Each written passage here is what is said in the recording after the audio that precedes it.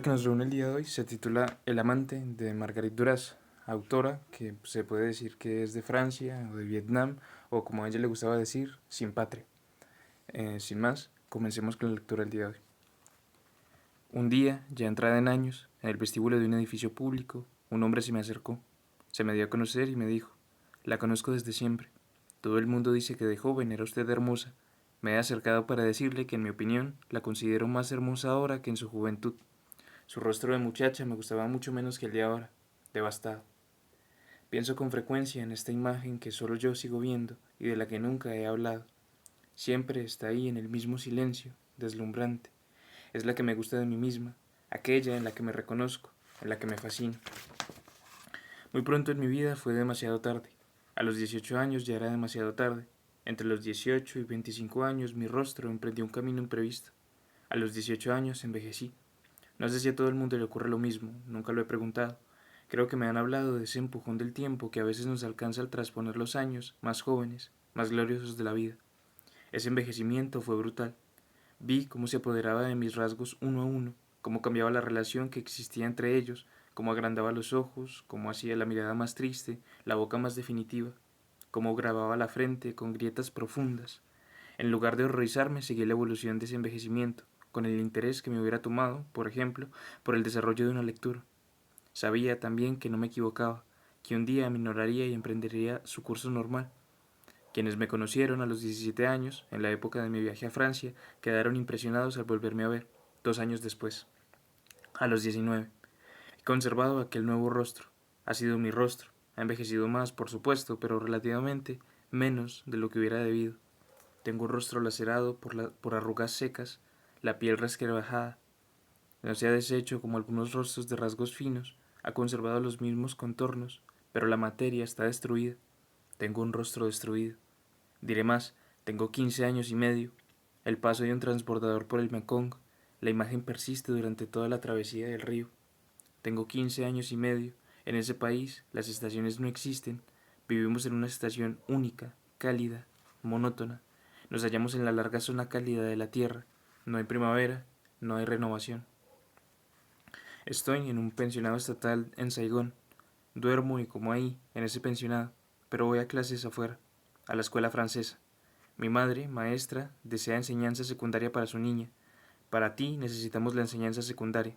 Lo que era suficiente para ella ya no lo es para la pequeña. Enseñanza secundaria y después unas buenas oposiciones de matemáticas. Desde mis primeros años escolares siempre oí esa cantinela. Nunca imaginé que pudiera escapar de las oposiciones de matemáticas. Me contentaba relegándolas a la espera. Siempre vi a mi madre planear cada día el futuro de sus hijos y el suyo.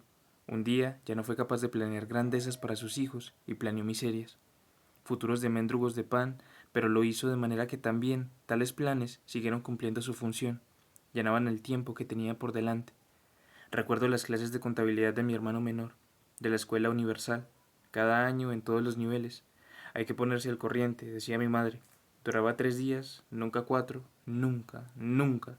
Cuando cambiamos de destino o abandonamos la escuela universal, volvíamos a empezar en el nuevo. Mi madre aguantó 10 años. Todo era inútil. El hermano menor se convirtió en un simple contable en Saigón. Al hecho de que la escuela Violet no existiera en la colonia, debemos la marcha de mi hermano mayor a Francia. Durante algunos años permaneció en Francia para estudiar en la escuela La Violette. No terminó. Mi madre no debía hacerse ilusiones, pero no podía elegir. Era necesario separar a aquel hijo de los otros 2 hermanos. Durante algunos años no formó parte de la familia. En su ausencia, la madre compró la concesión. Terrible aventura, pero para nosotros, los niños que nos quedamos, menos terrible de lo que hubiera sido la presencia del asesino de los niños de la noche del cazador.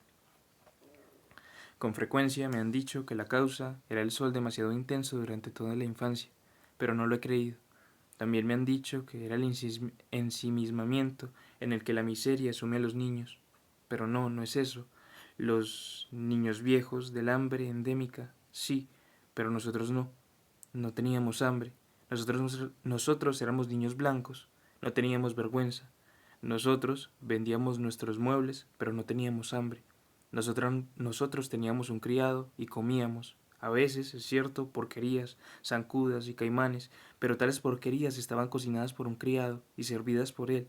y a veces incluso no las queríamos. Nos permitíamos el lujo de no querer comer.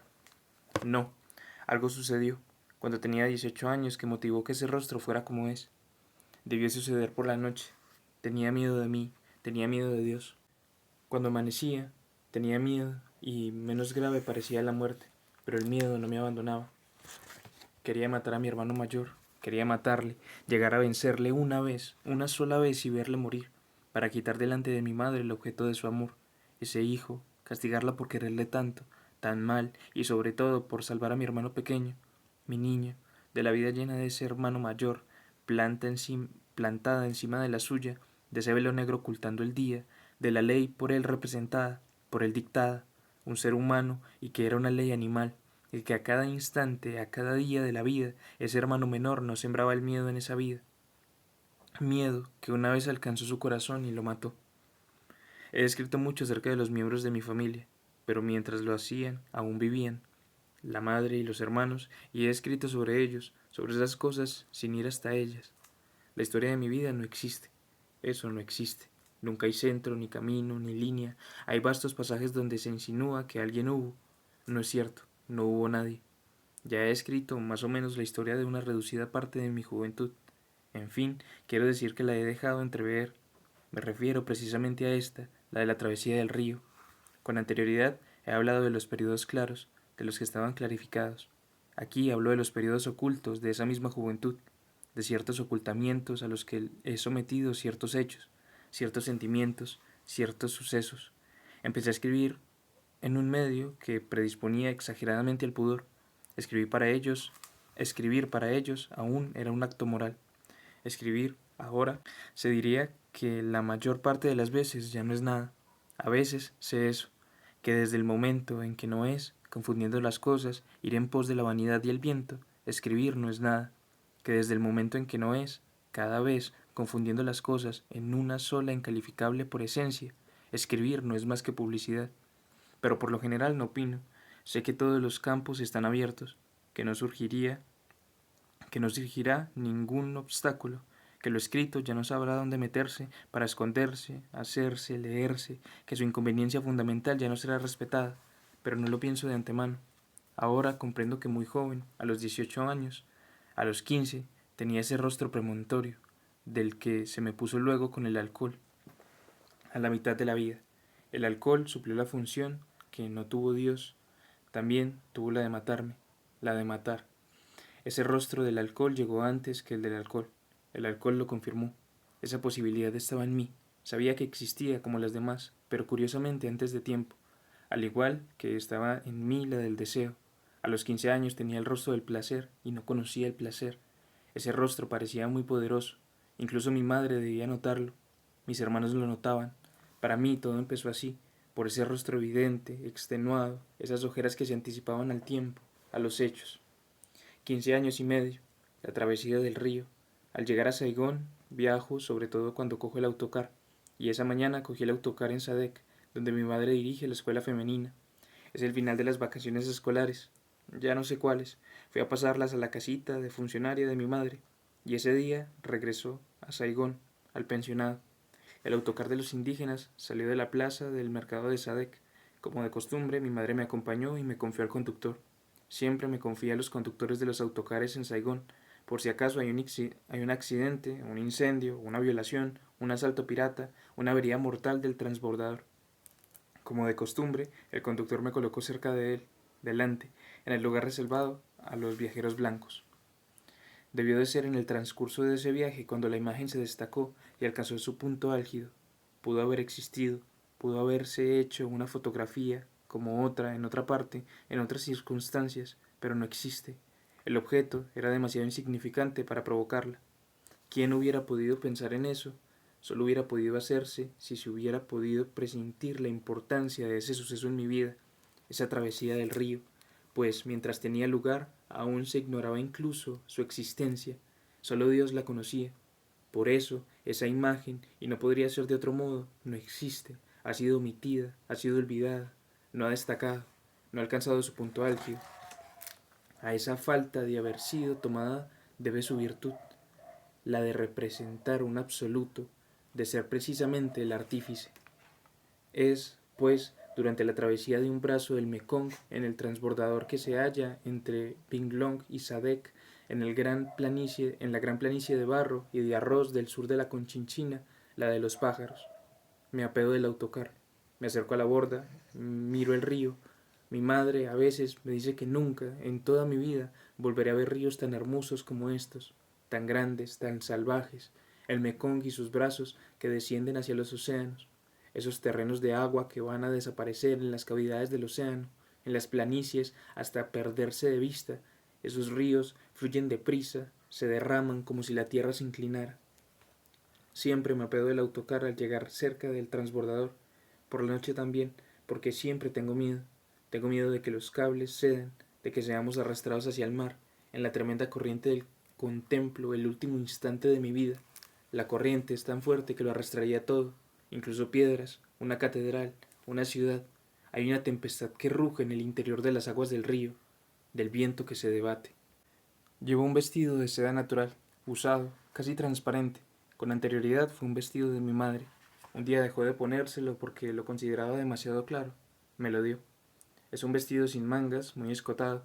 Tiene ese lustre que adquiere la seda natural con el uso. Recuerdo ese vestido. Creo que me sienta bien. Le puse un cinturón de cuero en la cintura, quizás un cinturón de mis hermanos. No recuerdo qué zapatos llevaba en esa época, solo algunos vestidos. La mayor parte del tiempo voy con los pies desnudos en sandalias de lona. Me refiero a la época anterior al colegio de Saigón. A partir de ese momento siempre llevo zapatos, por supuesto. Ese día debo llevar el famoso par de tacones altos del lame dorado. No se me ocurre qué otros podría llevar ese día. O sea que los llevo. Rebajadas, que compró mi madre. Llevo esos lames dorados para ir al instituto. Voy al instituto con zapatos de noche ornados con adornillos de lustrina, por capricho. Solo me soporto con ese par de zapatos y a una hora me gustó así. Esos tacones altos son los primeros de mi vida. Son bonitos. Han eclipsado a todos los zapatos que los han precedido. Los zapatos para correr y jugar, planos, de lona blanca. No son los zapatos la causa de que ese día haya algo insólito, inaudito en la vestimenta de la pequeña. Lo que ocurre ese día es que la pequeña se toca la cabeza con un sombrero de hombre, de ala plana, o un sombrero de fieltro flexible de color de palo rosa con una ancha cinta negra. La ambigüedad determinante de la imagen radica en ese sombrero. He olvidado cómo llegó a mis manos. No se me ocurre quién pudo dármelo. Creo que fue mi madre quien me lo compró y a instancias mías.